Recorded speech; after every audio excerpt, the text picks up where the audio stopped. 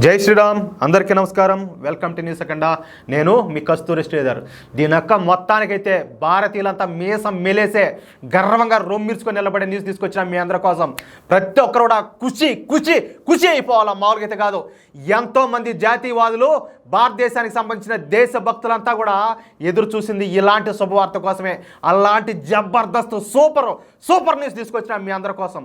అసలు విషయానికి వస్తా, అసలు ఇంత పెద్ద న్యూస్ను మీకు ఎలా చెప్పాలో మాకే అర్థం కావడంలే. అంత సంతోషకరమైన వార్త ఇది. మొట్టమొదటిసారి మన తెలుగు మీడియాలో మనమే ఈ న్యూస్లో బ్రేక్ చేస్తూ ఉన్నాం. కావాలంటే చూడండి, దయచేసి ఈ న్యూస్ని అయితే మీరు ప్రతి ఒక్కరు బాధ్యతాయుతంగా ప్రతి ఒక్కరికి, జాతీయవాదులందరికీ అలాగే మన తెలుగు ప్రజలందరికీ షేర్ చేయాల్సిన బాధ్యత మీ మీదనే ఉండాలి. ఇక అస్సలు విషయానికి వద్దాం. నేరుగా గుర్తు తెలియని వ్యక్తులు. ఈ గుర్తు తెలియని వ్యక్తుల పేరు చెప్తే పాకిస్తాన్ ప్రభుత్వం కానీ, పాకిస్తాన్ ఆర్మీ కానీ, పాకిస్తాన్ గూఢాచార సంస్థ ఐఎస్ఐ కానీ ప్యాంట్లు దడుపుకుంటే అట్లే. అంతగా ఈ గుర్తు తెలియని వ్యక్తులు పాకిస్తాన్ అయితే భయపెట్టినారు.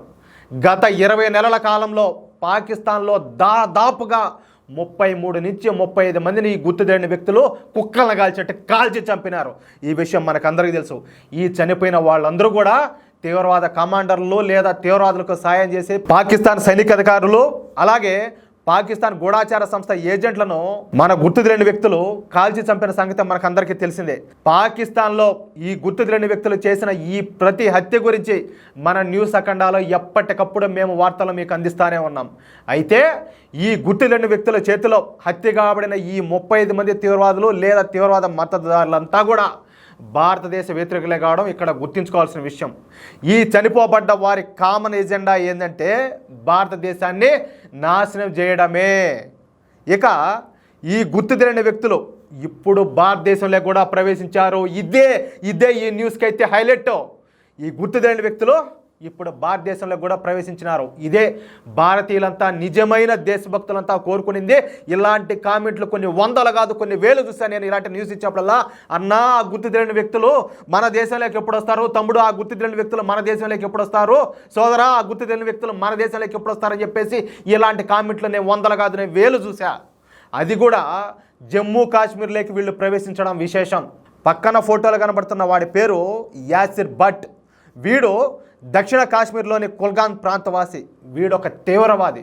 హిజ్బుల్ ముజాహిద్దీన్ తీవ్రవాద సంస్థలో కీలక తీవ్రవాది వీడు 2019లో జమ్మూలోని బస్టాండ్పై బాంబులు విసిరి మారణహోమం అయితే సృష్టించాడు.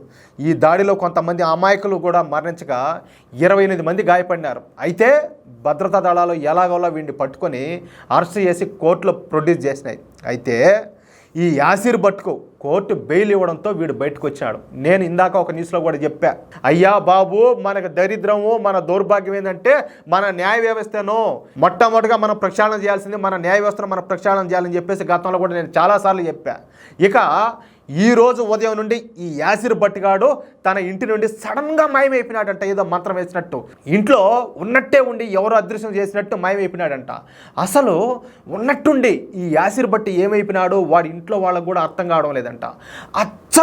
అచ్చంగా పాకిస్తాన్లోని తీవ్రవాదులు తమ ఇళ్లలో నుండి హఠాత్తుగా మాయమైపోయినాడంటే వీడు. అంటే పాకిస్తాన్లోని తీవ్రవాదులను గుర్తు తెలియని వ్యక్తులు కిడ్నాప్ చేసినట్టే ఇక్కడ యాసిర్ భట్ కూడా కిడ్నాప్ అయినట్టు మనకు స్పష్టంగా అర్థమవుతా ఉంది. అంటే ఈ గుర్తు తెలియని వ్యక్తులు మన జమ్మూ కాశ్మీర్లోకి అడుగు పెట్టారనే వార్తలు అయితే గుప్పమంటా ఉన్నాయి. ఇక ఏం జరిగిందన్న విషయాలు మరో వారం రోజులైతే మనకు తేలనున్నాయి. నాకైతే ఎంత సంతోషంగా ఉండదో, ఎంత ఆనందంగా ఉండదో నాకు మాటల్లో చెప్పలేను నేను. వాళ్ళు నాయన ఒక్క కాశ్మీర్లోనే కాదు, దేశం అంతా తిరగాల, దేశంలో అణువణువునా తిరగాల. ఎవరైతే దేశ వ్యతిరేక శక్తులు ఉన్నారో, ఎంతమంది దేశానికి వ్యతిరేకంగా పనిచేస్తారో వాళ్ళందరినీ కూడా ఇదే విధంగా అదృశ్యం చేయాలా. మన దేశానికి మంచి రోజులు రావాలా. మన దేశం, మన దేశ భవిష్యత్తు, మన దేశ అభివృద్ధి అస్సలు ప్రపంచంలో ఎవడు అడ్డుకోకూడదు. మొత్తానికైతే ఒక గ్రహం వదిలిపోయినట్టు, శని వదిలిపోయినట్టు ఈ దేశానికైతే వీళ్ళ పీడ అనేది వదిలిపోవాలి. అయ్యా గుర్తు తెలియని వ్యక్తులారా, మీరు ఏడున్నారో తొందరగా మొత్తం ఈ దేశాన్ని అయితే స్వచ్ఛ భారత్ చేసేసేయండి. మేము కోరుకుంటాంది, ఈ దేశంలో ఉన్న జాతీయవాదులు, దేశభక్తులు అందరూ కోరుకుంటాంది ఇదే. ప్లీజ్ ఈ వీడియోపై మీ యొక్క అమూల్యమైన అభిప్రాయాలను ప్రతి భారతీయుడు తెలుగు వాళ్ళందరూ కూడా గర్వంగా కామెంట్లు చేయాలని నేను కోరుకుంటా ఉన్నా. అలాగే ఈ వీడియో నచ్చితే దయచేసి ప్రతి ఒక్కరు కూడా లైక్ చేయడంతో పాటు ఈ విలువైన సమాచారాన్ని, ఈ అద్భుతమైన సమాచారాన్ని, ఈ అద్భుతమైన న్యూస్ను తెలుగు వాళ్ళందరికీ షేర్ చేయాలని మీ అందరినీ పదే పదే కోరుకుంటూ, ఇంతవరకు ఎవరైనా మన ఛానల్ సబ్స్క్రైబ్ చేసుకోకపోతే దయచేసి ప్రతి ఒక్కరూ సబ్స్క్రైబ్ చేసుకోండి. అలాగే ఇలాంటి అద్భుతమైన ఇంట్రెస్టింగ్ న్యూస్ ఎప్పటికప్పుడు పొందడం కోసం తప్పనిసరిగా బెల్ సింబల్ క్లిక్ చేయండి.